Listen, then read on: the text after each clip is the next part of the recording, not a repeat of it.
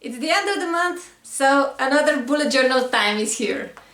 My last bullet journal is full, however, so I bought myself a new one that has some thicker pages and that allows me to play with watercolors much more. And that's what I did. Here's a sneak peek. Give me thumbs up so that the foxes don't dissolve into my page. And subscribe to my channel for more bullet journaling and other artsy crafty fun. Now that we know we'll be painting autumn animals, let's get to it. First, I sketched everything in pencil and then lightened my sketch with kneadable eraser. It's great for this kind of thing and you can use it over and over again. Then I painted the foxes with mixed yellows, oranges, ochres and reds, and I let the colors bleed into one another. I added some dark brown on the ears and the face for the contrast. The fox's legs are dark, so I use dark brown, Payne's gray and black for the paws. I jump around when I paint so that the colors can bleed on both ends of my initial stroke. That's called wet into wet painting. Then I added some detail markings onto dry paper to indicate fur. The tail fades into the background, so I just painted some blobs around it to represent that. I would play with it a lot more, but my paper started peeling. It's not a watercolor paper after all. I found this fox's image on Pinterest and fell in love with it. So this page is an attempt at replicating the wonderful spiritual animals that an Indonesian artist, Lukman Reza Monulo, paints in watercolor. Sorry for the mispronunciation, I haven't been to Indonesia. Other designs are mine, but I had to try this one because it was just so inspiring. It's nowhere near the original, but I'm quite satisfied with it given the quality of paper not meant for watercolor and my skill level. Let me know what do you think. I will leave the link to the original in the description. Here I'm showing you the real-time painting so you have some idea how slowly I actually paint. In speed painting everything seems so fast and I always wonder how long does it take artists to paint their artwork. In case you're wondering the same, this page with foxes took me 40 minutes. And the whole monthly took me 3 hours. While painting can be very relaxing, I know not everybody can afford to spend 3 hours on painting in a bullet journal. Most people like to sleep at this hour. But you don't need to create any elaborate spread for your bujo to be functional and aesthetic or cute. There are many styles and you can always take something you find inspiring from one artist and translate it into a simpler style you're comfortable with. If you're pressed for time, you could just stick 2 stickers in each corner, stamp the name of the month in the middle and write the calendar underneath. It would still look nice. For the lettering, I just winged it. I had no font to look at and I just wanted some flowy letters to fit the loose style of the little paintings. Here you can see my lettering in real time and the rest of it is sped up so no one will die of boredom watching this. I painted the letters with my brush in sunny yellow and added orange and dark reddish orange to the bottom of the letters. I love the ombre effect, what can I say? It just makes me happy. Maybe it subconsciously reminds me of the sunset at the seaside.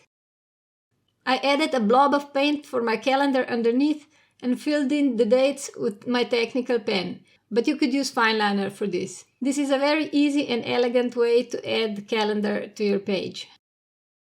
For the next page, I chose another fall associated animal that is very dear to my heart, the squirrel. In our city, there are some half-domesticated squirrels in parks, and people feed them so they're not so afraid of us. I like the rich reddish-brown color of the red squirrel, their elegant shape and quick moves. I wanted her to stand on something, so I chose a stump because it fitted my space nicely. I want to dedicate the whole month to autumn animals, so you'll see more squirrels next week in my weeklies. So try and paint some autumn animals in their gorgeous colors. And don't feel intimidated. We all struggle with something in art and many times other people can't even notice it. This is my monthly page and I got tired of my normal setup with squares and circles for the days, and since it's fall, the falling leaves seemed perfect.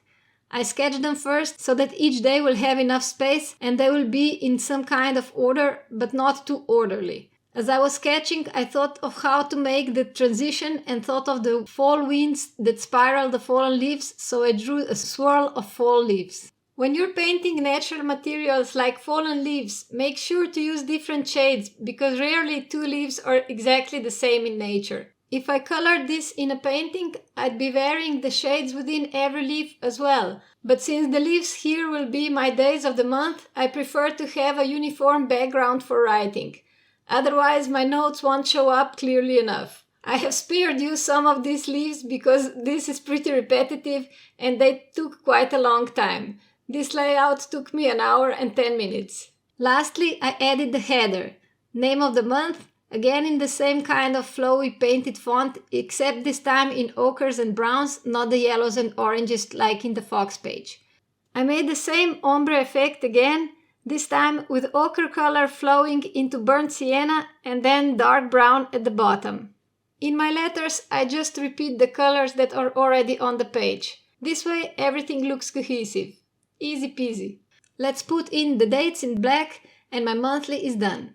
This next page is not the usual bullet journal page, but my attempt to be more organized about posting online. I'm still pretty bad at this, but at least I'm trying.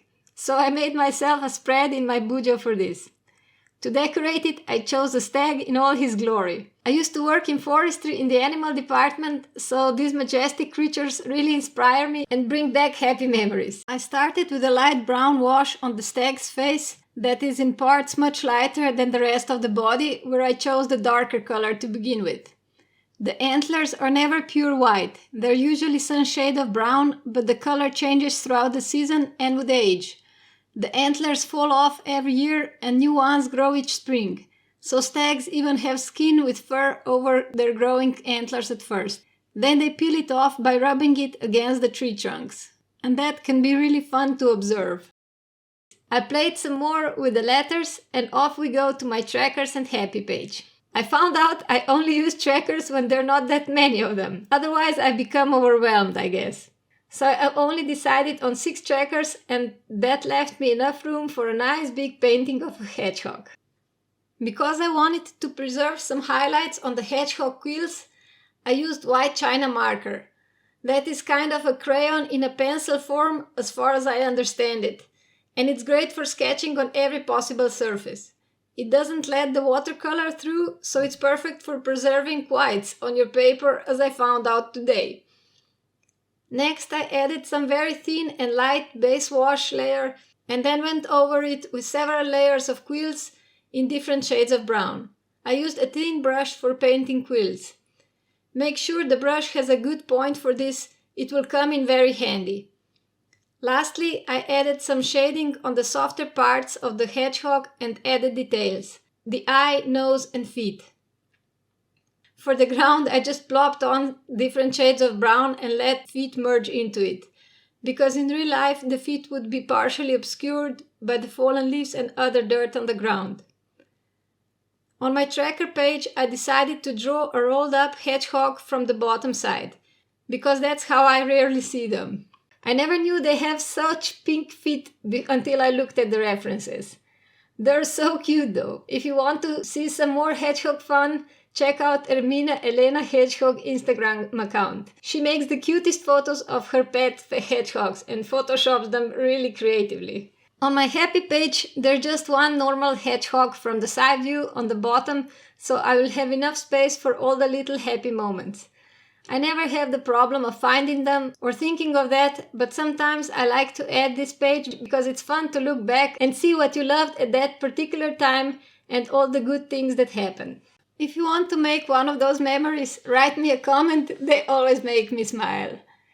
Here is the whole flip through with all the animals for this week, so be sure to subscribe so you won't miss the rest of the fall animals next week. Hope to see you. Bye bye!